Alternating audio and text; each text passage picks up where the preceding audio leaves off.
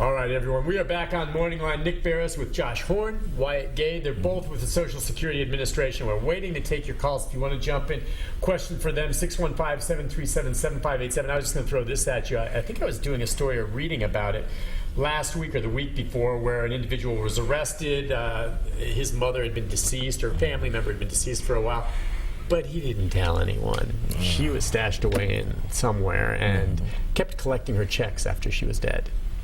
That would be a federal offense, would it not? Right, yeah. I mean, we've got a couple of different things that we're trying to, minimize that kind of thing from happening. We have a disability investigative unit that specifically tries to, look into cases where there's some indications of fraud or something going on like that. We also have a program that's been going on for a few years now. It's been really successful in minimizing this kind of thing. And that's, if somebody hasn't used their Medicare in 3 or 4 years, that kind of flags us and lets us know, hey, if this person... Meaning they haven't used Medicare, but they're still getting a Social Security check. Exactly. That's a flag. I mean, by the way, now it's one thing to, there have been murders where people have done this and collected the Social Security checks and covered it up and pretended they were still alive. But when someone does die, are they supposed to, family members or someone supposed to contact Social Security, or you guys figure it out one way or the other through funeral homes or whatever? Well, I suggest you contact Social Security to make sure that everything is taken care of with us. We want to make sure that we get that benefit cut off. It might be some benefit due to a loved one, a spouse, if they have children under 18. So it's very important when a loved one passes away to get in contact with Social Security to make sure we have the proof of that. Is there a death benefit? There still is that $255. I knew the answer to that, but he always smiles when I ask him that. So wait, when anyone dies, not just military, anyone who dies, the family members apply for the death benefit. $250. $255. $255. That extra $5 makes a big difference. Makes a big difference. And that is just kind of there. Now, it was written in 1935. It was written in there to make sure that those original people got something. Yeah. And then it's just still there. So. Well, back then that might have covered a funeral, but not today by any means. Well, in is that something that automatically is sent out to the family? You have to apply for it. You have to apply for it. I bet you in a lot of cases it's not applied for. People just don't think about it. You have a 2-year window. But do they always think about it? Some do, some don't. It just depends on how that person deals with grief. The grieving process can be different for a lot of people. Oh, sure. You just never know if that's on your mind. Maybe most people don't know that there's a death benefit, which is one reason I bring it up. Yes. $250. I guess better than nothing, is it not? All right, the number up there. Let's get to some more phone calls. Let's go to Lou. Lou, good morning. Good morning. How are you? Good. How can we help you? I'd like to know if the Part B Medicare premium is going up. I read in the paper a few weeks ago it would be going up 52%. That sounds like a lot of money. Does, doesn't it? Yeah, what do you think? Yeah, they basically said that it is going up, but they haven't specifically said how much yet. I think they're still trying to nail down exactly how much it's going to be going up. So, yes, that's correct. If, like I said before, if you're already drawing Social Security cash benefits and we're holding Medicare Part B out of your cash benefits, you will still receive the same amount that you've been receiving. Would that be you, Lou? I'm just curious. Is that you? Would you be in the situation Wyatt just described? I would say, yes, I receive benefits, but to me, if we aren't getting a raise in 2016, why would you elevate anything else to go up? Well, the good thing for you, your benefit will stay the same. You will not lose anything as far as what you bring home right now. The Medicare Part B will go up, but we have a provision set up for you that it will not make you lose any extra income. Yeah, we talked about that earlier, Lou, so just take that into account. It will not affect you. You're locked in. You're not going to get an increase this year, but even if that increase goes up with Part B, you're not going to be seeing a reduction in your benefits. Exactly. You will have the same benefit as you got last year. It won't be more, and they won't take any out to cover the increase with B because it's frozen. Yes, she's locked the circumstance. in. So yes. You're locked in. But that's a good question, just so you know. Others may not be in the same situation, but you're okay. Let's go to Bobby. Bobby, good morning. Good morning. Hey, Bobby. How can we help you? I have a question on Part C. I have never really been understood this part, but I would like to know. You were referring to a supplement to Part C. Is that a supplement besides the supplement you may have purchased to go with Medicare? Well, Part C, I don't know if you know, Part B only covers up to 80% of your medical costs. I have Part B. Yes, ma'am. So, yeah, you get 80% of your medical costs covered. But if you steadily going to the doctor a lot, that 20% can get costly that they're not covering. So a lot of people add Medicare Part C, which could cover that 20% that's not covered by Medicare Part B. So that's what that supplement is. Okay, that's the only one we're referring to. There's not another supplement. Well, there is, because Medicare, the Part C or the Advantage plans is usually like a combination of A, B, and D.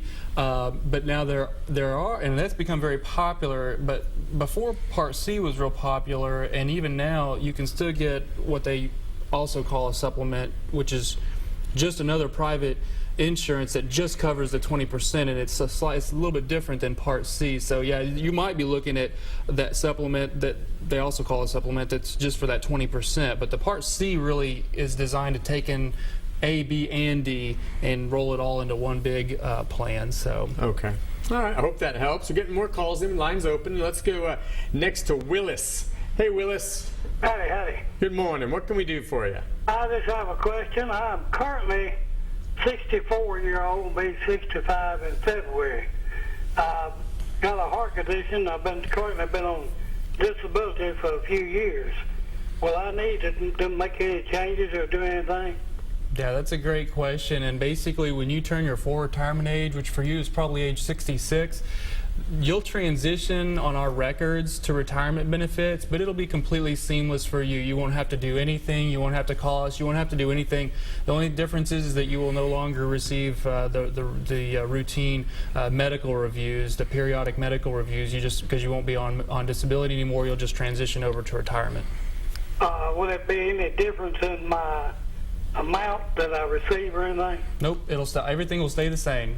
All right, thank you. You bet. That's good. You know, I think we get one of those calls every time you come on. That's a good question. And it's going to lay that out, but nothing changes and automatically occurs.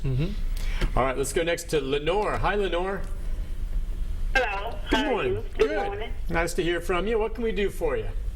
Yes, the process of reporting after a loved one dies, I called, like, say, within 3 days after my mother passed, but they continued to deposit for almost 3 months. And then they sent me a letter saying, you know, you owe this amount, we got to get this amount back.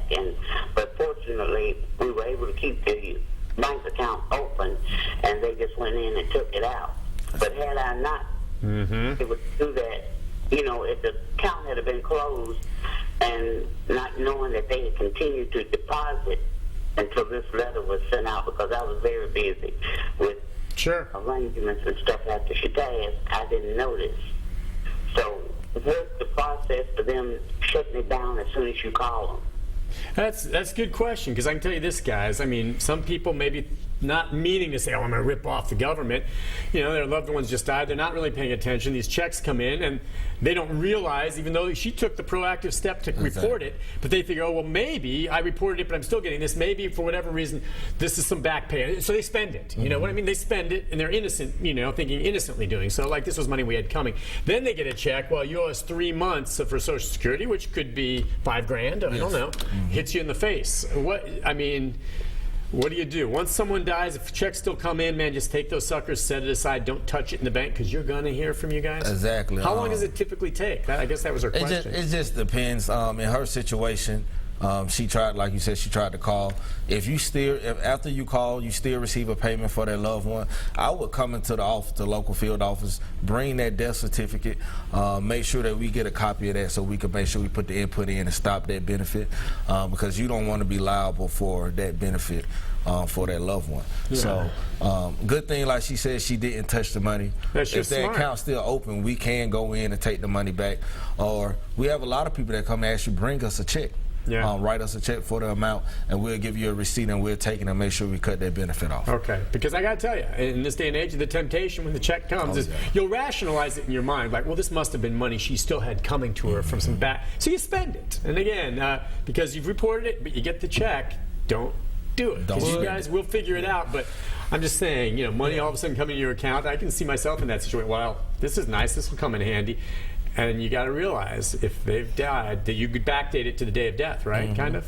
And yeah, and it's a common question is what happens if you know, so and so dies at the very end of the month or the very beginning of the month? Do they still get that check? And so there's a couple things to take into consideration. One is all of our checks are 1 month behind.